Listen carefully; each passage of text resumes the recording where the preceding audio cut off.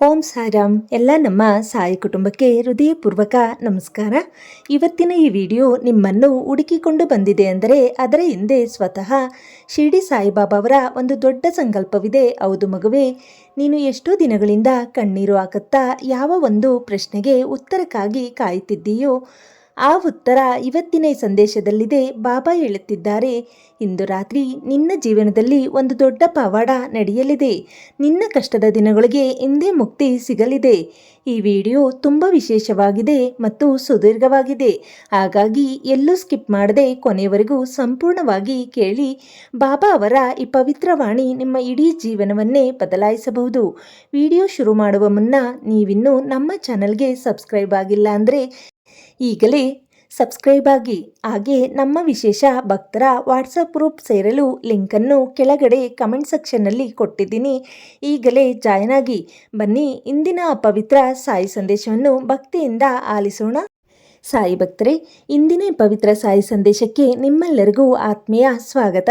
ಶಿರ್ಡಿ ಸಾಯಿನಾಥರ ಪಾದಕಮಲಗಳಿಗೆ ನಮಸ್ಕರಿಸುತ್ತಾ ಇವತ್ತಿನ ಈ ವಿಶೇಷ ಸಂದೇಶವನ್ನು ಪ್ರಾರಂಭಿಸೋಣ. ಯಾರೆಲ್ಲ ಈ ವಿಡಿಯೋವನ್ನು ನೋಡುತ್ತಿದ್ದೀರೋ ನಿಮ್ಮ ಜೀವನದಲ್ಲಿ ಇಂದು ಏನೋ ಒಂದು ದೊಡ್ಡ ಗೊಂದಲವಿದೆ.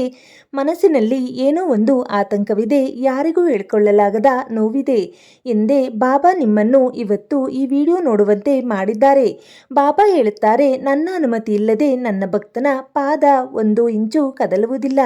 ಹಾಗಾಗಿ ನೀವು ಇಂದು ಈ ಸಂದೇಶವನ್ನು ಕೇಳುತ್ತಿರುವುದು ಕಾಕತಾಳೀಯವಲ್ಲ.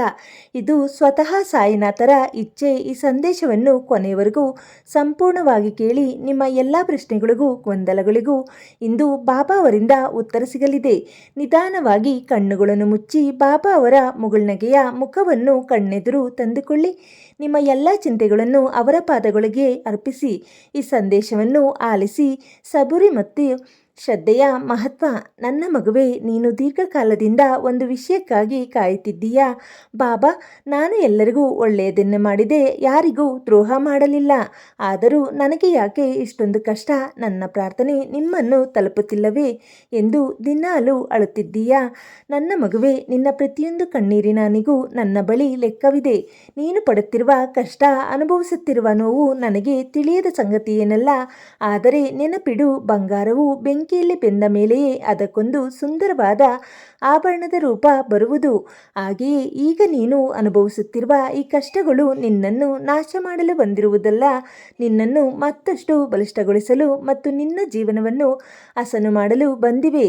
ನಾನು ನಿನಗೆ ಸಬೂರಿ, ತಾಳ್ಮೆ ಮತ್ತು ಶ್ರದ್ಧೆಯನ್ನು ನಂಬಿಕೆ ಕಲಿಸುತ್ತಿದ್ದೇನೆ. ನೀನು ಅಂದುಕೊಂಡ ಸಮಯಕ್ಕೆ ಕೆಲಸಗಳು ಆಗದಿದ್ದಾಗ ನೀನು ಧೃತಿಗೆಡಬೇಡ.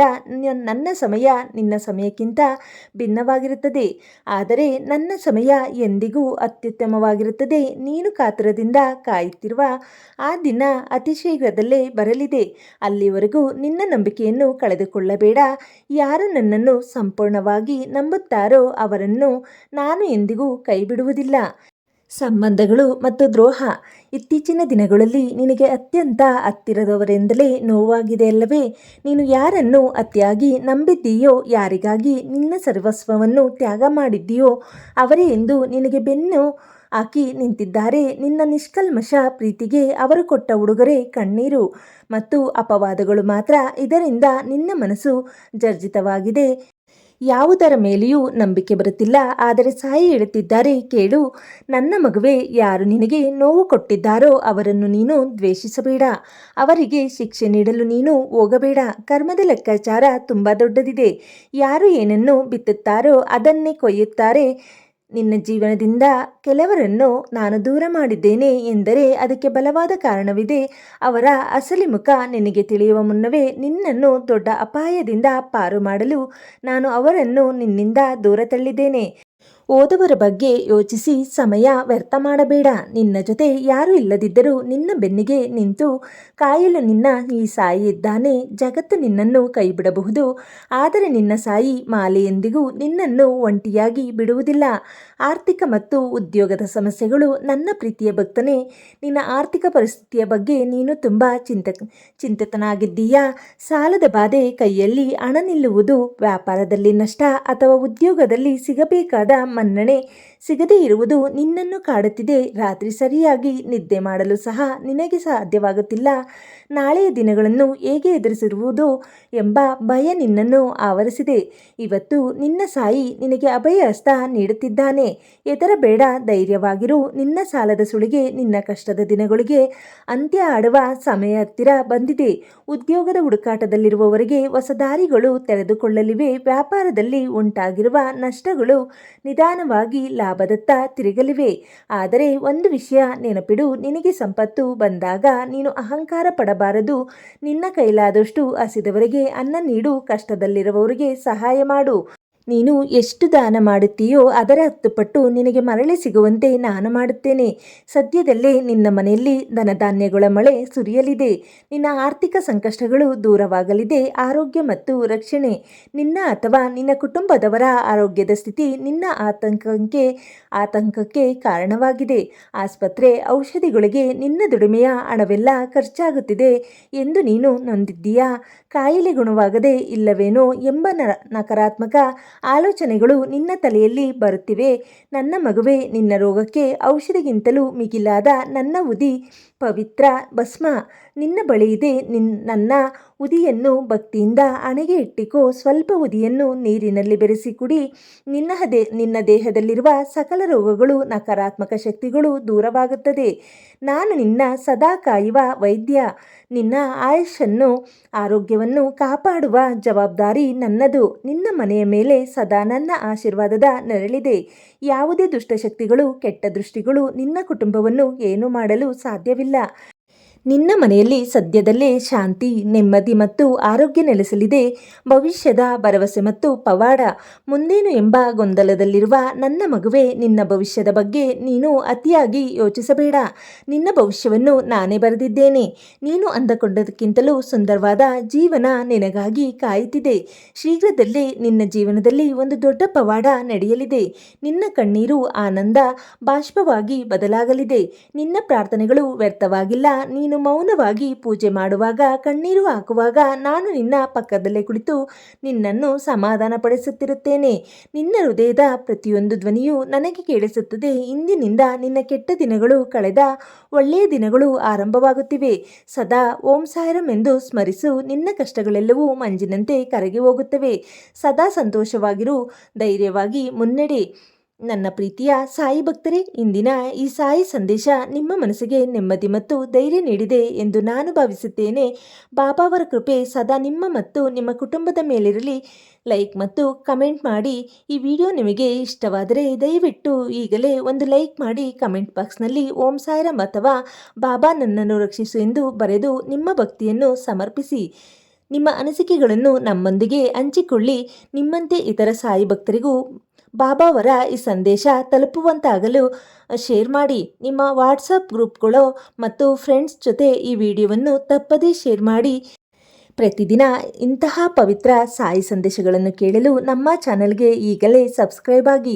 ಪಕ್ಕದಲ್ಲಿರುವ ಬೆಲ್ ಐಕಾನ್ ಪ್ರೆಸ್ ಮಾಡಿ ಆಲ್ ನೋಟಿಫಿಕೇಷನ್ ಆನ್ ಮಾಡಿಕೊಳ್ಳಿ. ನಮ್ಮ ಈ ಸಾಯಿ ಸೇವೆಯ ಸಣ್ಣ ಪ್ರಯತ್ನಕ್ಕೆ ನಿಮ್ಮ ಕಡೆಯಿಂದ ಪ್ರೋತ್ಸಾಹ ನೀಡಲು ವಿಡಿಯೋ ಕೆಳಗಡೆ ಕಾಣಿಸುವ ಸೂಪರ್ ಥ್ಯಾಂಕ್ಸ್ ಬಟನ್ ಮೂಲಕ ನೀವು ನಮಗೆ ಕಾಣಿಕೆ ನೀಡಿ ಸಪೋರ್ಟ್ ಮಾಡಬಹುದು. ಹಾಗೆಯೇ ನಮ್ಮ ಚಾನಲ್ನ ವಿಶೇಷ ಸದಸ್ಯರಾಗಲು ಜಾಯಿನ್ ಬಟನ್ ಕ್ಲಿಕ್ ಮಾಡಿ ಮೆಂಬರ್ಶಿಪ್ ಪಡೆದುಕೊಳ್ಳಿ.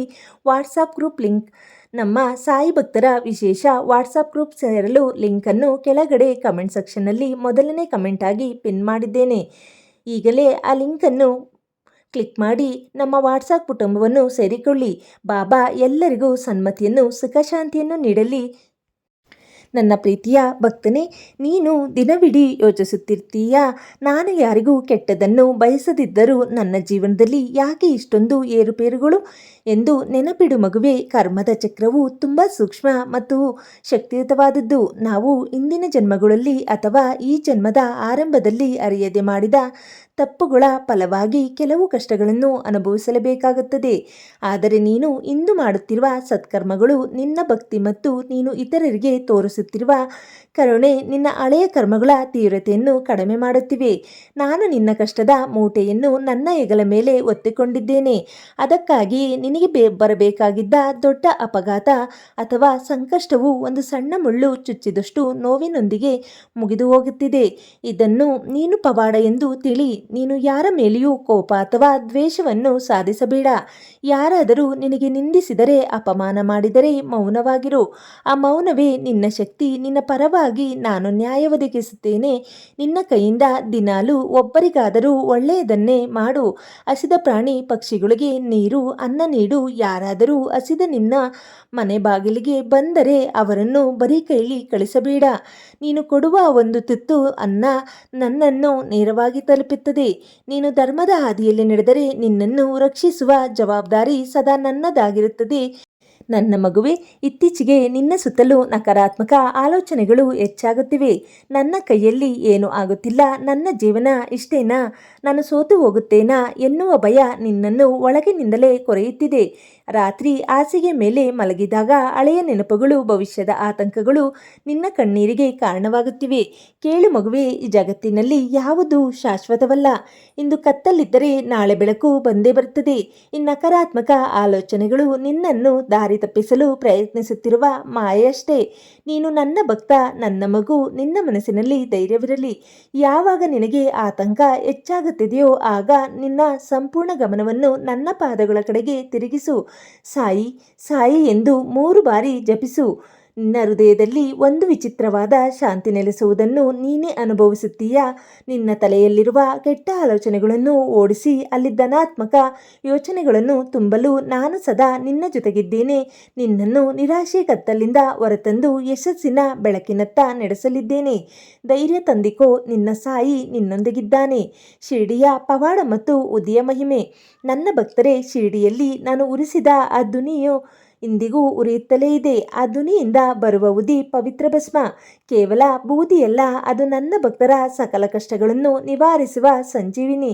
ಎಷ್ಟೋ ಭಕ್ತರು ವೈದ್ಯರಿಂದಲೂ ಗುಣಪಡಿಸಲು ಸಾಧ್ಯವಾಗದ ಕಾಯಿಲೆಗಳಿಂದ ಬಳಲುತ್ತಿದ್ದಾಗ ಕೇವಲ ನನ್ನ ಉದಿಯನ್ನು ಭಕ್ತಿಯಿಂದ ಧರಿಸಿ ನೀರಿನಲ್ಲಿ ಬೆರೆಸಿ ಕುಡಿದು ಸಂಪೂರ್ಣ ಗುಣಮುಖರಾಗಿದ್ದಾರೆ.